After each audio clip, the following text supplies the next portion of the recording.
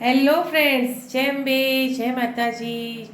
કેમ છો? બધા મજામાં? સ્વાગત છે તમારું મારી રસોઈની ચેનલમાં. આજે આપણે બનાવીશું મસ્ત રાજગરા લોટની પૂરી ફરાળી. શ્રાવણ મહિનો ચાલે છે, ઘણાને ચા જોડે નાસ્તો જોઈતો હોય છે. તો ચલો સ્ટાર્ટ કરીએ આપણી રેસીપી. એના માટે સૌ પહેલાં જીરું લઈ લઈશું, થોડું શેકી લઈશું અને પછી અધકચરું એને વાટી લઈશું. જીરાનો ટેસ્ટ બહુ જ મસ્ત લાગે. આખા મરી હોય તો આખા મરી લઈ લેવાના થોડા, બરાબર. જીરું લઈ લીધું છે, થોડા મરી લઈ લઈશ.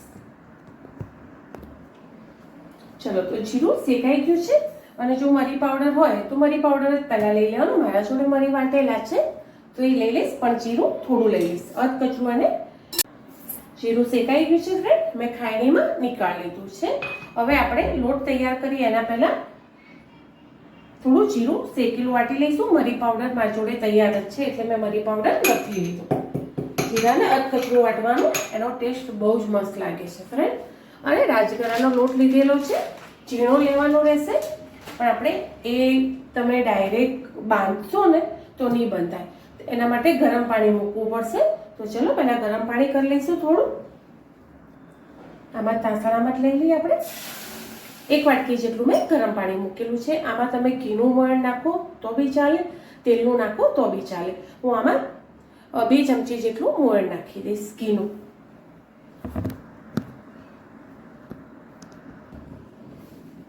એકદમ ઉકળતું પાણી કરવાનું છે, ત્યાં સુધી આપણું જીરું બી વટાઈ જશે. એટલે તમે સાદી રીતે બાંધો ને ફ્રેન્ડ તો આ લોટ છૂટો પડી જાય, બરાબર. 2 ચમચી જેટલું ઘી લઈ લીધેલું છે. આમાં જીરું વાટી લઈશું. પછી આપણે અડધી વાટકી મેં પાણી લીધું છે, 1 વાટકી ભરીને લોટ લઈ લેવાનો. મસ્ત પાણી ઉકળવા લાગ્યું છે, બોઇલ થઈ ગયું છે. ગેસ કરી દઈશું બંધ અને પહેલા આપણે નાખી દઈશું મરી પાવડર અને જીરું. બહુ મોટી વાટકી હોય તો માપની ભરવાની. આ છે જીરું અધકચરું મેં વાટી લીધું છે. હવે જશે મરી પાવડર થોડા, જેવું તમને તીખી પૂરી ભાવતી હોય, અને ટેસ્ટ અનુસાર મીઠું.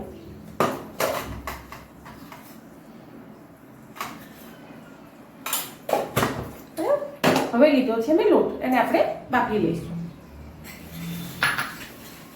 અને 2 મિનિટ થોડી એને રેસ્ટ આપી દઈશું. તરત પૂરી નહીં કરીએ, એટલે એને જેટલું પાણી પીવું હશે ફ્રેન્ડ એટલું પી લેશે. અને ઢાંકી દઈશું. મસ્ત સ્મૂથ લોટ તૈયાર થશે. 2 મિનિટ એને રેસ્ટ આપીશું આપણે. ચલો, 2 થી 5 મિનિટ થઈ ગઈ છે. એ લોટ આપણે બહાર કાઢી નાખીશું. બહુ જ મસ્ત ગરમ પાણીમાં થઈ ગયો છે. અને કશું જ કરવા નથી, આ રીતે મસળી લેવાનો તમારે હાથની મદદથી. બહુ જ ઇઝી રીતે મસળાઈ બી જાય છે. બસ હવે તમારે જેવો શેપ આપવો હોય એને એવો શેપ આપીશું, પણ હજુ આપણે 2 મિનિટ એને રેસ્ટ આપીએ, ત્યાં સુધી આપણે તેલ મૂકી દઈએ ગરમ કરવા. આ લોટ ફ્રેન્ડ તમે એકદમ કડક ના રાખતા. કડક રાખશો ને તો પૂરી ભાગી જશે. તો થોડો રોટલી જેવો રાખજો અને બને ત્યાં સુધી એને હાથથી આમ મસ્ત લીસો લોયો કરી અને જેટલી પતળી થાય દબાઈને તમારી હથેળી વચ્ચેથી વણાશે ના નહીં, પણ પ્લાસ્ટિક ને બધું લેવું પડશે ફ્રેન્ડ. એના કરતાં બેસ્ટ છે કેટલો મસ્ત લોટ એકદમ સ્મૂથ થયો છે. તમે જો કડક રાખશો ને તો ફાટી જશે. એટલે અને આ રીતે 2 હથેળી કાં તો આંગળીની મદદથી તમારે આ રીતે પૂરી ઘડી લેવાની રહેશે. બહુ જ પતળી નથી કરવાની. અને પછી આ રીતે આપણે અંદર એમાં ચપ્પાથી કાપા કરી દેવાના. તેલ આવે એટલે પછી એમાં મૂકી દેવાની. બહુ સિમ્પલ રીતે આ પૂરી તૈયાર થઈ જાય છે. પૂરી વધારે મહેનત કરવી પડતી નથી. જો તમારે એવું લાગતું હોય કે મને ચોંટી જાય છે તો તે તેલવાળો હાથ કરી લેવાનો. પણ એટલો મસ્ત લોટ બંધાશે ને તમારે કઈ વસ્તુ કરવાની જરૂર પડશે નહીં. દેખાતું હશે તમને, પણ આ કડક ના રાખતા, નહીં તો અંદર તેલમાં જઈને તૂટી બી જશે અને તમને પૂરી ખાવાની મજા બી નહીં આવે. એટલે બને ત્યાં સુધી એકદમ સોફ્ટ લોટ તૈયાર કરજો, થોડો ઢીલો કરજો, વાંધો નહીં આવે. ચલો, તો આપણે પૂરી એડ કરી દઈશું. જો લોચા પૂરી જેવી કરવી હોય ફ્રેન્ડ તો તમારે 2-3 દિવસ જ ચાલશે, અને થોડી કડક કરવી હોય તો મસ્ત ધીમા તાપે એને ક્રિસ્પી ચડે ત્યાં સુધી ચડવા દેજો. તેલનો ગેસ એકદમ ધીમો રાખજો. આ છે મસ્ત રાજગરાના લોટની એકલી પૂરી. કોઈ લોટ આપણે અંદર મિક્સ કર્યો નથી. મરી જીરું નાખ્યું છે, બહુ જ મસ્ત સ્મેલ બી આવી રહી છે અને ટેસ્ટ બી બહુ જ મસ્ત લાગે. બરાબર, કાપા કરો તો ફૂલે નહીં એટલા માટે. બાકી આ પૂરી ફૂલીને મસ્ત ગળા જેવી બી થાય છે. શાક જોડે તમે ખાઓ ને તો બી તમને બહુ જ મજા આવશે ફ્રેન્ડ. એકદમ ધીમા તાપે એને તળાવા દેવાની. ચલો ફ્રેન્ડ, મસ્ત ક્રિસ્પી તળાઈ ગઈ છે. હું તમને બતાવું બી ખરા, વાર બી નથી થતી અને ટેસ્ટી બનીને તૈયાર બી થાય છે.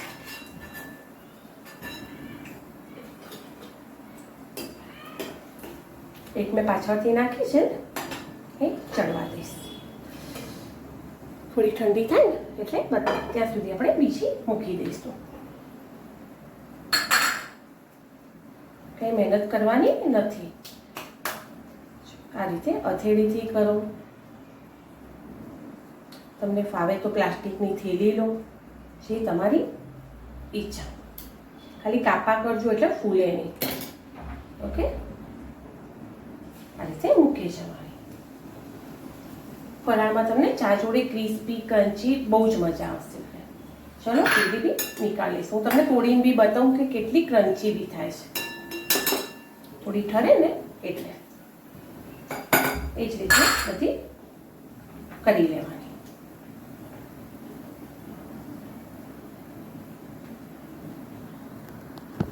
જો તમને હથેળી ના ફાવે ને તો તેલવાળો હાથ કરી અને આમ ઉરસ્યા ઉપર થાપડી લેવાનું, અને પછી ઇઝી રીતે ઉકળી જશે છે ને. અને પછી કાપા કરી લેવાના. ચલો, તળાઈ ગઈ છે બીજી બી. તમને તોડીને બી બતાવી દો. અને તેલ બી માપનું જ ભરાય છે. તેલવાળી તો છે એટલે લાગવાની તો ખરા જ ફ્રેન્ડ, પણ એટલું ઓવર નથી ભરાતું. બરાબર, તો આ નીકાળીને પછી આપણે આ મૂકી દઈશું. થોડું બને ત્યાં સુધી તે નીતારી લેવાનું. અને ઉપવાસ કરતા હોઈએ એટલે આ બધું તો આપણને ચટપટી ખાવાની ઈચ્છા થતી જ હશે. ઓકે, ચલો હવે એક ગ્લાસ વધી છે એટલે મસ્ત ઘડી લઈશું. લોટ ઢીલો બાંધશો ને તોય વાંધો નહીં આવે, પણ તમને ફાવો જોઈએ. બરાબર, આ રીતે બધી પૂરી કરી લો ઇઝી રીતે. હું તમને તોડીને બી બતાવું. જો છે રાજગરાની છે એટલે ફ્રેન્ડ થોડીક તમને એવું લાગવાનું, પણ તમને ખાવામાં બહુ જ મજા આવશે.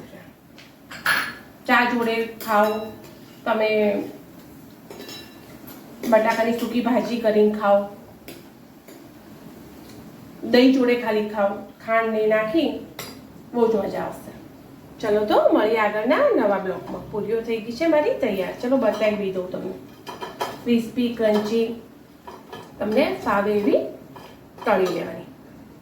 કડક કરવી હોય તો બી કરવાની. આ છે મારા રાજગરા લોટની મસ્ત ચટપટી ટેસ્ટી પૂરી બનીને તૈયાર, જીરા મરીવાળી.